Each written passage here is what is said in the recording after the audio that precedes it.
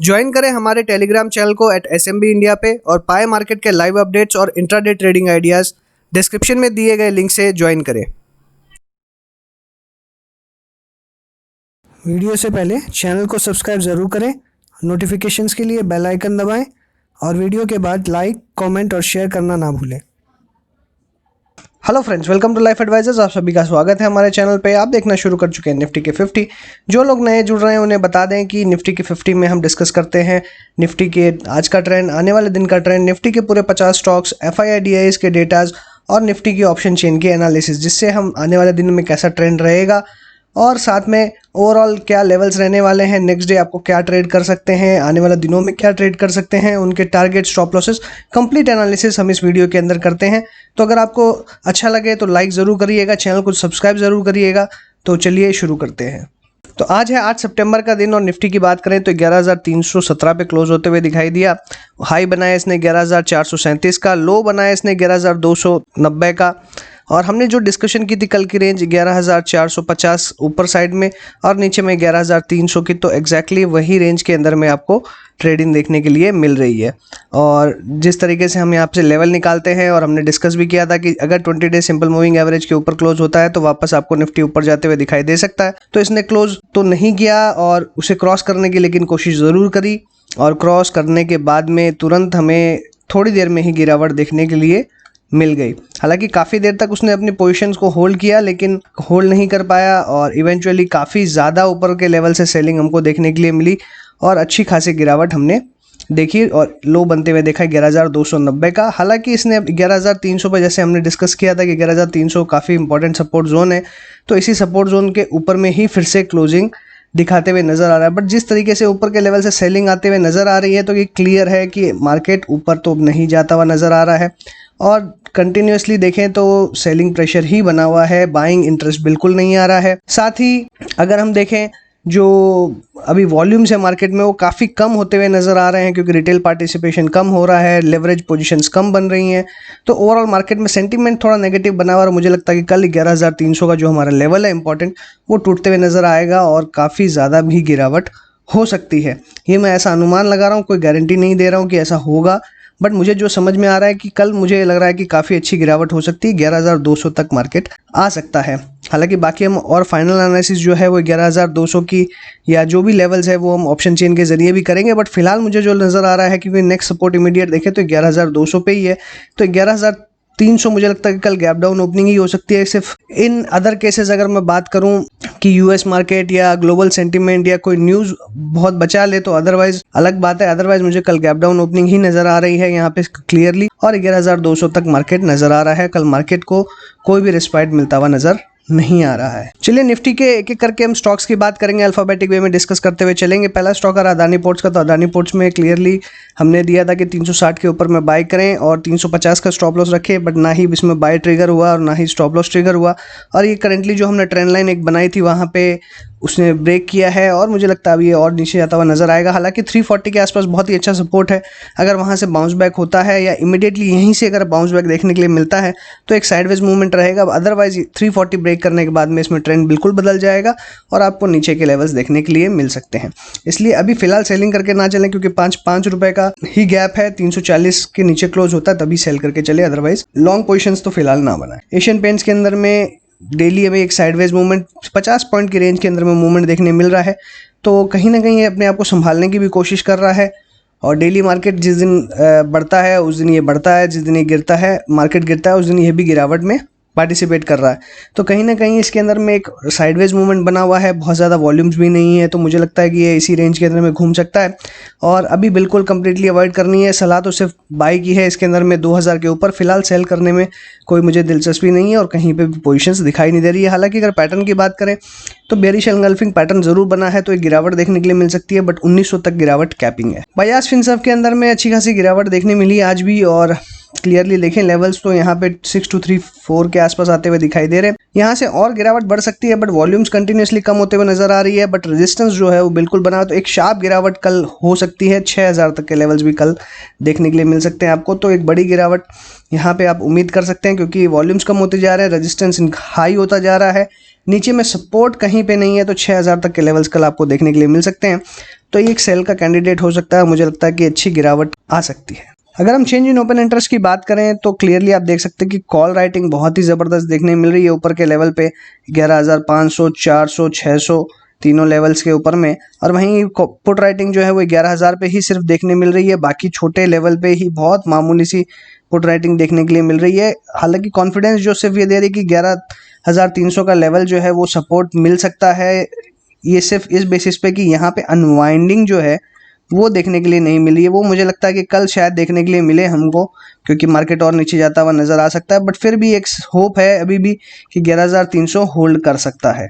और मैं ज़्यादा मुझे लगता है कि मैं खुश वही होऊंगा कि अगर अपने 11,300 का लेवल हम होल्ड कर पाएँ तो। अगर हम क्यूमुलेटिव ओपन इंटरेस्ट की बात करें 11,300 के ऊपर में मैक्सिमम पुट राइटिंग अवेलेबल है in comparison to calls. Maximum OI हमको 11,000 के ऊपर देखने मिल रही है और वहीं पे 11,600 के ऊपर देखने के लिए मिल रही है कॉल्स के अंदर में। तो 11,000 के ऊपर में पुट्स काफ़ी हैवी है, तो यहाँ पे एक अच्छा सपोर्ट बना हुआ है। बट डेफिनेटली ऊपर में इमीडिएटली काफ़ी रेजिस्टेंस है। तो आज हम अब जिस हिसाब से ट्रेड होते हुए नज़र आ रहा है तो ये बोल सकते हैं कि मार्केट ऊपर जाता हुआ नज़र नहीं आएगा आपको। और 11,300 के ऊपर में डेफिनेटली एक सपोर्ट बना है। बट मुझे लगता है कि कल अगर गैप डाउन ओपनिंग होती है तो इमीडिएटली और बड़ी गिरावट आते हुए देखने के लिए मिलेगी, क्योंकि नीचे के लेवल्स पे अगर देखें तो सपोर्ट अवेलेबल नहीं है।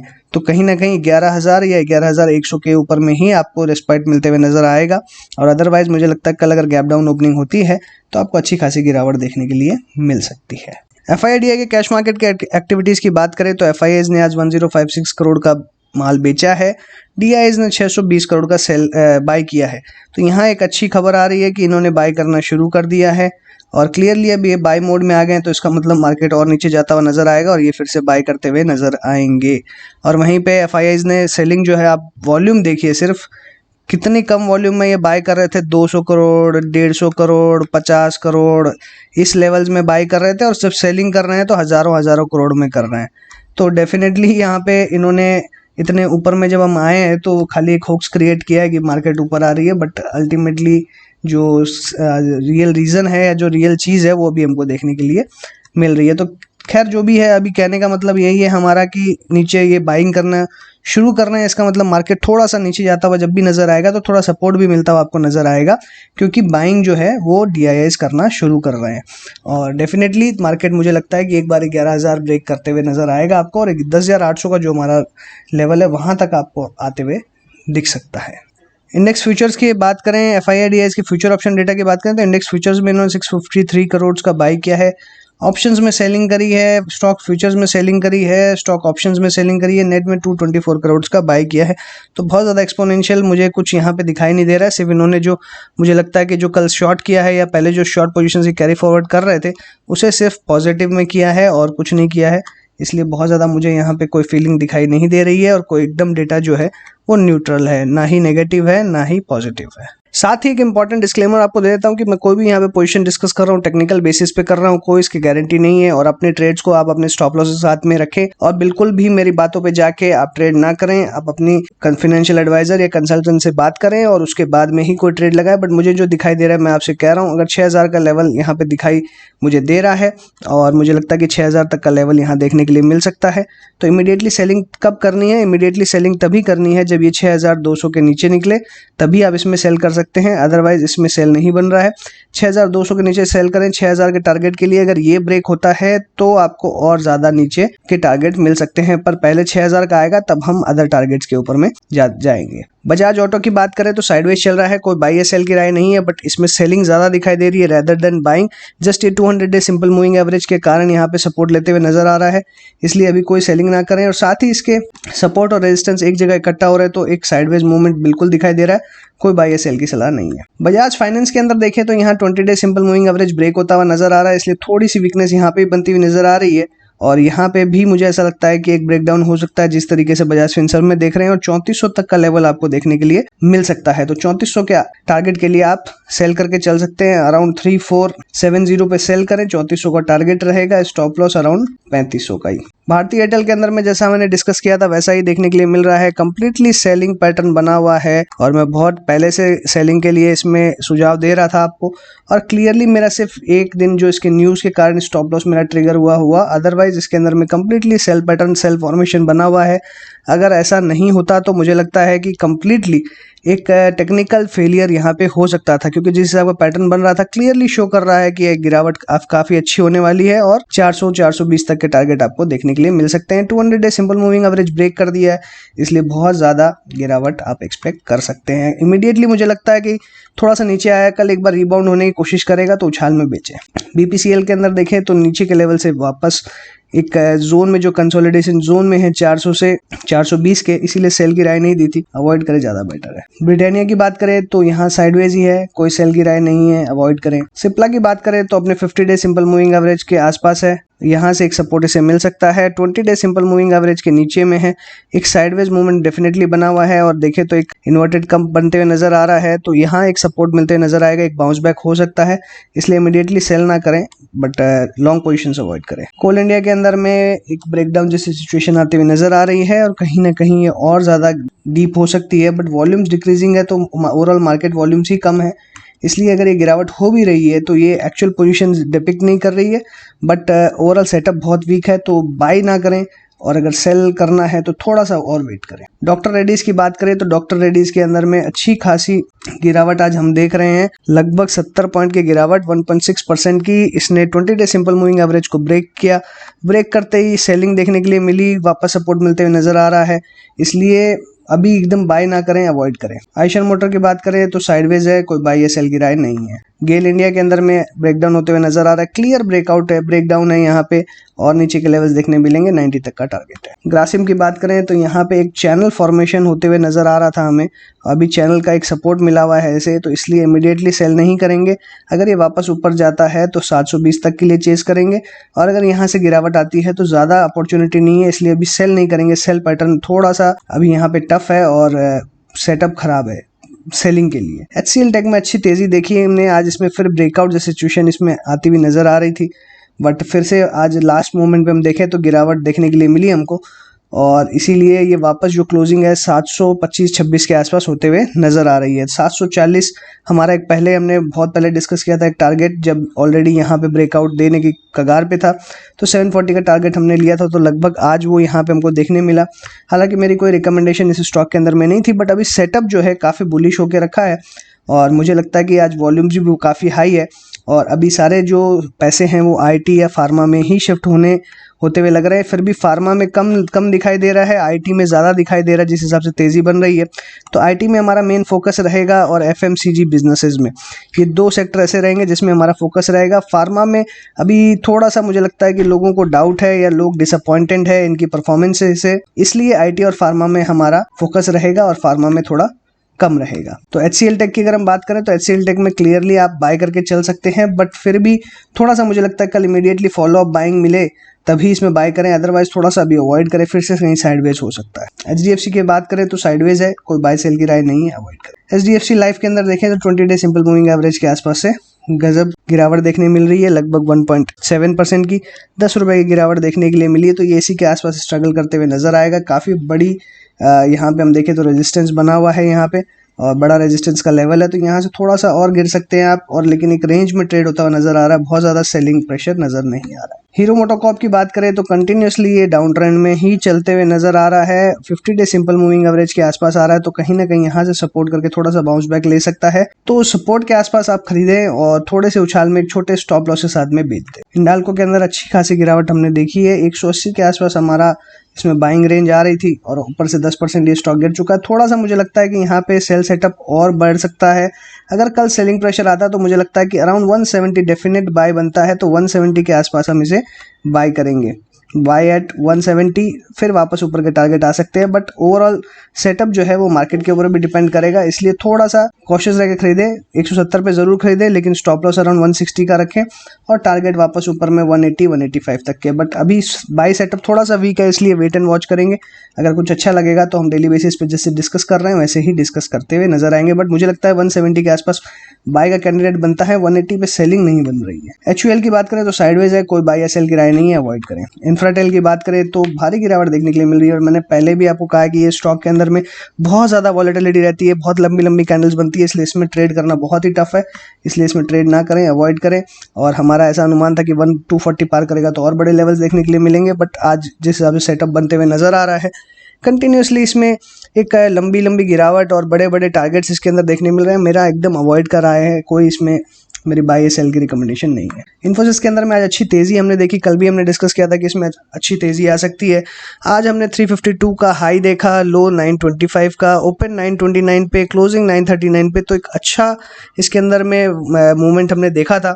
अपने 20 डे सिंपल मूविंग एवरेज को क्रॉस करने की कोशिश कर रहा है, बट कहीं ना कहीं एक सेलिंग प्रेशर आते हुए नजर आ रहा है, बट मुझे लगता है कि कल ये क्रॉस कर जाएगा और इसके ऊपर सक्सेसफुली क्लोज हो पाएगा। अगर वो होता है तो आपको 960,000 तक के टारगेट्स देखने के लिए मिल सकते हैं। इंडियन ऑयल की बात करें तो इंडियन ऑयल के अंदर में ब्रेकडाउन होते हुए नजर आ रहा है, और मुझे लगता है कि और गिरावट बढ़ सकती है, 80 तक का लेवल आपको दिखा सकती है, 80 के बाद में हो सकता है और ज्यादा गिरावट बढ़ जाए। आईटीसी के अंदर में फ्लैट ट्रेंड देखने मिल रहा है, कोई बहुत ज्यादा मेजर अपसाइड या डाउनसाइड देखने नहीं मिल रहा है। 100 डे सिंपल मूविंग एवरेज के आसपास ही ट्रेड करते हुए नजर आ रहा है। उसे ब्रेक करने की आज बिल्कुल कोशिश की थी, बट सक्सेसफुल नहीं हो पाया। बट मुझे लगता है कि इसके अंदर में आने वाले दिनों के अंदर में एक साइडवेज टू नेगेटिव ही ट्रेंड देखने मिल रहा है, तो थोड़ा सा कंटिन्यू हो सकता है, वेट एंड वॉच करें। अगर कहीं बाइंग अपॉर्चुनिटी मिलेगी तो डेफिनेटली बाय करेंगे। जीएसडब्ल्यू स्टील के अंदर में अच्छी शुरुआत जरूर हुई थी, आज 286 के ऊपर में हाई भी बनाया इसने 288.4 का, और हमारी उम्मीद थी कि वापस ये ऊपर जाता हुआ नजर आएगा, बट बाजार के प्रेशर के कारण फिर से नीचे आना पड़ा। 278.4 का लो बनाया, 281 की क्लोजिंग साइडवेज है, कोई बाय या सेल की रिकमेंडेशन नहीं है। एलएनटी के अंदर में कंटिन्यूसली गिरावट देखने के लिए मिल रही है, और गिरावट गहराती हुई नजर आ रही है, वॉल्यूम बढ़ते जा रहे हैं, तो थोड़ा सा यहाँ पे और सेल सेटअप खराब होते हुए, बाई सेटअप खराब होते हुए नजर आ रहा है। 100 डे सिंपल मूविंग एवरेज भी ब्रेक करते हुए नजर आ रहा है, तो इसलिए यहाँ पे और ज्यादा गिरावट आ सकती है। 900 तक का लेवल डेफिनेटली देखने मिलेगा। मारुति की बात करें तो 7224 के आसपास चलते हुए नजर आ रहा है। तो करंटली अगर देखें तो ट्रेंड बिल्कुल अप है और एकदम इंटैक्ट है, अभी भी कोई ट्रेंड यहाँ पे नहीं बिगड़ा है। तो एकमात्र कैंडिडेट जिसमें थोड़ा सा दम लग रहा है वो है मारुति का,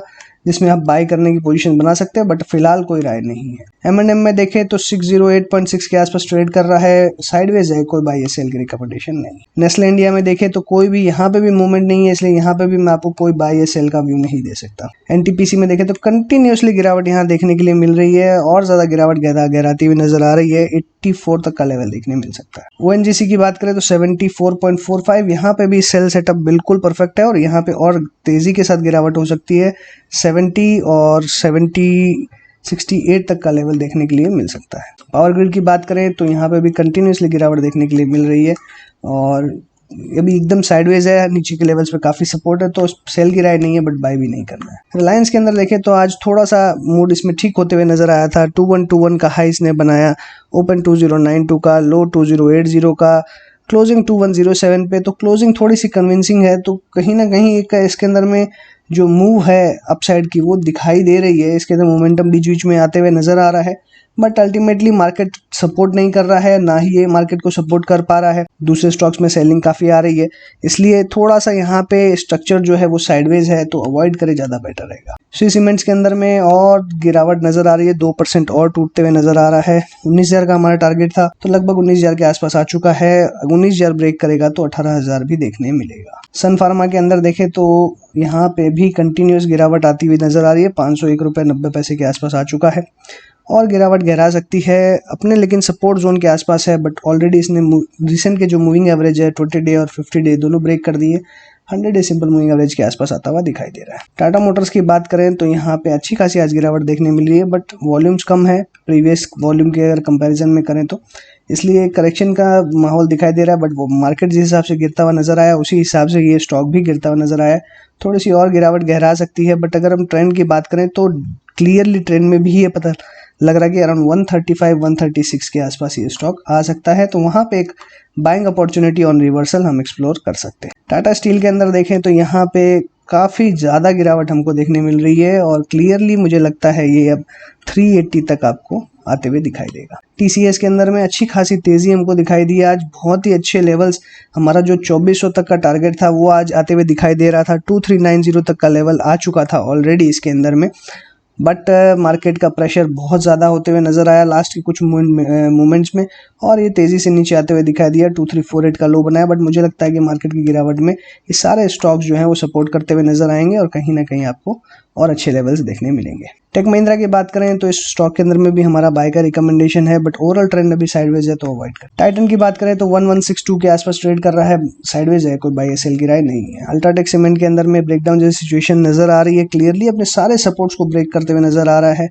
क्रूशियली अगर बात करें तो 3900 का बहुत ही 3800 का बहुत ही इंपॉर्टेंट लेवल है, जो कि ये ब्रेक करते हुए दिखाई दे रहा है। ये अगर लेवल टूटता है तो आपको बड़ी गिरावट देखने के लिए मिल सकती है, 3600 तक के टारगेट देखने मिल सकते हैं। यूपीएल की बात करें तो ये स्टॉक अपना जो रेजिस्टेंस लेवल था उसे होल्ड नहीं कर पा रहा था और मार्केट ने भी सपोर्ट नहीं दिया, इसलिए ये कहीं ना कहीं थोड़ा सा बिगड़ते हुए नजर आ रहा है। बट ओवरऑल अभी भी हम अगर ट्रेंड देखें तो कहीं ना कहीं सपोर्ट होते हुए मिलते हुए नजर आ रहा है। बट अगर कल गिरावट होती है तो डेफिनेटली हमारा 480 का जो स्टॉप लॉस है वो ट्रिगर होते हुए नजर आएगा। इसलिए मेरा ऐसा मानना है कि एकदम स्टॉप लॉस मेंटेन करके चलें। अगर स्टॉप लॉस के नीचे क्लोजिंग नहीं होती है या स्टॉप लॉस के 480 के नीचे क्लोजिंग नहीं होती है तो अपनी पोजिशंस ना काटें, आपको एक बाउंस बैक भी देखने के लिए मिल सकता है। बट डेफिनेटली मुझे लगता है ये स्टॉक में कहीं ना कहीं जो रेजिस्टेंस ने अपना काम किया, सारे जो नीचे में अगर सपोर्ट की बात करूँ तो 470 के आसपास क्लियरली आते हुए नज़र आ रहा है। अगर हम 200 डे सिंपल मूविंग एवरेज की बात करें, चाहे 50 डे सिंपल मूविंग एवरेज की, तो एक क्रॉसओवर यहाँ दिखाई दे रहा है, तो बहुत ही अच्छा दिखाई दे रहा है। हो सकता है कि यहाँ पे एक सपोर्ट मिलता हुआ नजर आए, इसलिए स्टॉप लॉसेस क्लियरली मेंटेन करें। 480 का स्टॉप लॉस क्लोजिंग बेसिस पे रखें, अगर इसके नीचे जाता है तो एग्जिट कर लें। विप्रो की बात करें तो साइडवेज है, कोई बाय या सेल की रिकमेंडेशन फिलहाल नहीं है, बट मुझे ओवरऑल सेटअप बाय का लग रहा है तो बाय करके चल सकते हैं। 290-300 के टारगेट देखने मिलेंगे। जी एंटरटेनमेंट के अंदर में अच्छी करेक्शन हमको देखने के लिए मिल रही है। ओवरऑल ट्रेंड जो है अभी भी ये बुलिश है, कहीं पे भी कोई वीकनेस नजर नहीं आ रही है। कल अगर इमीडिएटली अपसाइड नहीं जाए तो एग्जिट कर। सो इसी के साथ मैं अपनी बात को यहीं पे वाइंड अप करूंगा। अगर आपको अच्छा लगा हो तो लाइक कीजिएगा, दोस्तों के साथ शेयर कीजिए, कमेंट बॉक्स में अपने व्यूज लिखना ना भूलें। चैनल सब्सक्राइब नहीं किया तो तुरंत कर दीजिए। टेलीग्राम चैनल ज्वाइन नहीं किया तो डिस्क्रिप्शन बॉक्स में लिंक दी, वहां से आप ज्वाइन कर सकते हैं। So thanks for watching the video. Happy trading and investing.